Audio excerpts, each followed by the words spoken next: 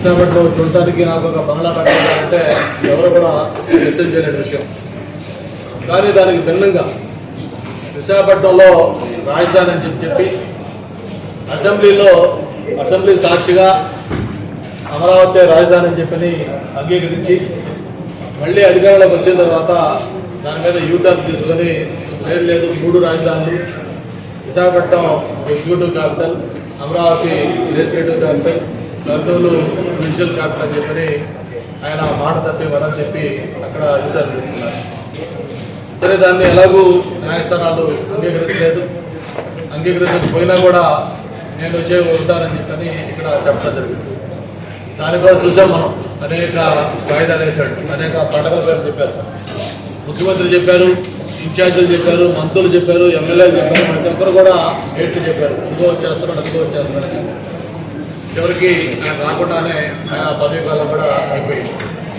అయితే దీంట్లో ప్రధానంగా మనం ఎందుకంటే ముఖ్యంగా ఆయన విశాఖపట్నంలో వచ్చి ఉండటం కోసం అని చెప్పని ఏదైతే ఇప్పుడు మనం కూర్చున్న ఈ ఋషికొండ, ఒకప్పుడు సప్త ఋషులు ఈ కొండపై నడయాడని ఇక్కడ తపస్సు చేసుకునేవాళ్ళని, దీనికి ఒక హిస్టారికల్ ఇంపార్టెన్స్ ఉన్న కొండ. ఎవరైనా విశాఖపట్నం నుంచి బీచ్ రోడ్ వెళ్తా ఉంటే వెళ్ళే వాళ్ళందరికీ కూడా పచ్చటి కొండ అందరినీ కూడా ఎంతో ఆకర్షిస్తూ ఉండేది. అటువంటి ఒక పచ్చటి ఋషికొండని టూరిజం దీని కింద అక్కడ రిసార్ట్స్ కట్టి ఉంచితే బ్రహ్మాండమైన లాభాల్లో నడుస్తున్న ఆ టూరిజం రిసార్ట్ను కూడా మరి పూర్తిగా డిస్మాంటిల్ చేసి ఇక్కడ అత్యంత రహస్యంగా గోప్యంగా ఈ విలాసవంతమైన రాజమహల్ని నిర్మాణం చేయడం జరిగింది.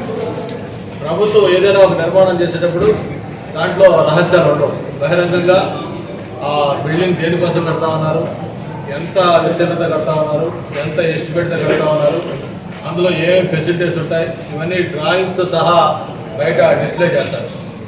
కానీ దానికి భిన్నంగా దీన్ని అత్యంత గోప్యంగా, నాకు తెలిసి బహుశా ఈ దేశంలో ఏ భవనం కూడా ఇంత వివాదాస్పదం కానీ ఇంత సెన్సేషన్ కానీ క్రియేట్ చేశాడు.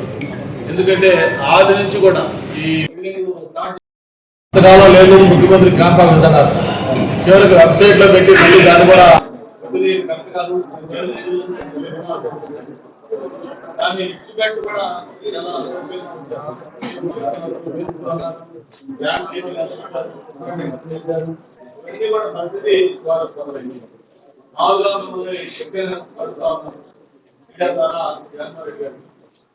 ఆ రోజు ప్రజావేదిక చేసినప్పుడు ఆయన చెప్పిన కారణం ఆ ప్రజావేదికకి అనుమతులు లేవు, అనుమతులు కూడా ఎంత విరుద్ధంగా ఇచ్చారు. అది ఏదైతే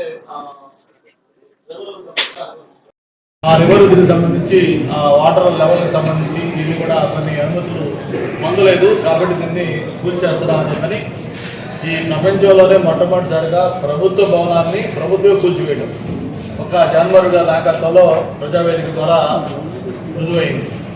మరి ఆ రోజు దానికి అనుమతులు లేవు అని చెప్పిన దాన్ని అంత అమానుషంగా దాన్ని ఆ విధంగా కనీసం అది నట్టెడ్ బోర్డుతో ఉంటే దాన్ని ఎవరికైనా ఆలోచిస్తే అక్కడ వద్దనుకుంటే దాన్ని ఒక 1 అవర్లో మొత్తం కోర్టులను కూడా తీసేసి ట్రాక్ చేసి కొంచెం నడుకోవచ్చు.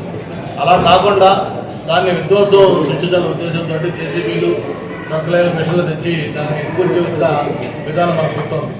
మరి ఆ రోజు అనుమతులు లేవని చెప్పిన దాన్ని కూల్చేస్తే మరి ఈరోజు ఈ రాజమహల్కి ఏం అనుమతులు ఉన్నాయని ఒకసారి అందరూ ఆలోచించాల్సిన అవసరం ఉంది. క్లీన్ ట్రిబ్యునల్ దగ్గర నుంచి అన్ని దీనికి అనుమతులు ఎక్కడా కూడా లేవని చెప్పి ఎన్నోసార్లు చెప్పారు.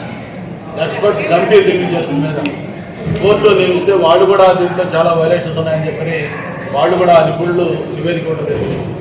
అంతేకాకుండా న్యాయస్థానం కూడా తెరకి గురుడి గుర్తించే విధంగా వాళ్ళు అఫిడవిట్లో న్యాయస్థానం కూడా తప్పుడు నివేదిక ఇచ్చారు. ఇది మేము ఇంత నిర్మాణం చేస్తా ఉన్నాం, ఇది టూరిజం తరఫున చేస్తున్నాం అని చెప్పి ఈరోజు కూడా దాని మీద ఏంటి అనేది కూడా చేయలేకపోయారు. అంటే చివరికి ఏ స్థాయికి దించారంటే దీని ఇనాగరేషన్ కూడా అత్యంత రహస్యంగా గోప్యంగా టూరిజం మినిస్టర్ వచ్చి 3వ గంటకి చెప్పకుండా దీన్ని ఇనాగరేట్ చేశామని చెప్పని మమ అనిపించారు. దాదాపు 500 కోట్ల రూపాయలు ప్రజాధనం వ్యయం చేసి మీరు కూడా చూసారు లోపలంతా ఒక్కొక్క హాల్ కానీ లేకపోతే కింద మార్పుల్స్ కానీ లేకపోతే శానిటరీ ఫిట్టింగ్స్ కానీ ఫర్నిచర్ కానీ ఇవన్నీ కూడా